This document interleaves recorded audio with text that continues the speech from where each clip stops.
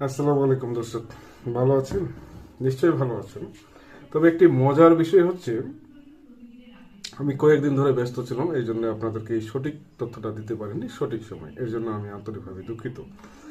যারা আমার বন্ধু রয়েছেন তাদের জন্য আমি এই খবরটা দিচ্ছি। ঘটনা অন্য ঘটে গেছে আর কি। যেহেতু অন্য ঘটনা ঘটে গেছে, তার জন্য এই নিউজটা আপনাদেরকে দেওয়া জরুরি দরকার। যেমনটি বলছি, এমপিও বন্ধ হচ্ছে যেমন যেসব শিক্ষা প্রতিষ্ঠানে শিক্ষকের, সে বিষয়টা নিয়ে আলোচনা করব।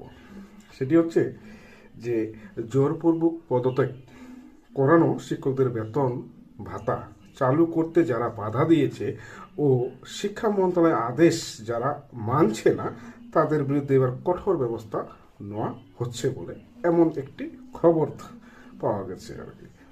বিরুদ্ধে এবার আগামী 15 কর্মদিবসের মধ্যে এমপিও বন্ধ রাখার প্রয়োজনীয় ব্যবস্থা গ্রহণের জন্য বলা হয়েছে। গত রবিবার শিক্ষা মন্ত্রণালয়ের মাধ্যমিক ও উচ্চ শিক্ষা বিভাগের এক চিঠিতে তথ্য জানানো হয়েছে। চিঠিটি মাধ্যমিক ও উচ্চ শিক্ষা অধিদপ্তর মাউসি মহাপরিচালক বরাবর পাঠানো হয়েছে।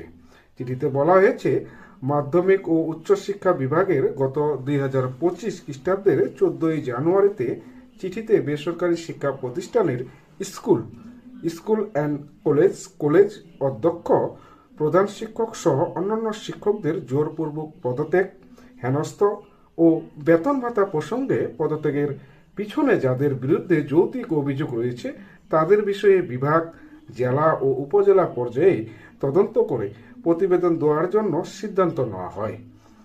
তদন্ত প্রতিবেদনে পাওয়ার পর মন্ত্রণালয় যথাযথ নির্দেশনা জারি করবে। তদন্ত প্রতিবেদন আইন ও বিধিবিধান অনুযায়ী নিষ্পত্তি নেওয়া হওয়া পর্যন্ত সংশ্লিষ্ট শিক্ষকের বেতন ভাতা চালু থাকবে বলে আদেশ জারি করা হয়। পরবর্তীতে 2025 খ্রিস্টাব্দের 7 অক্টোবর ফের এই বিষয়ে চিঠি জারি করা হয়। কিন্তু চিঠিটি জারি করার পরেও এ বিষয়ে নির্দেশনা বাস্তবায়ন হচ্ছে না বলে অভিযোগ পাওয়া গেছে।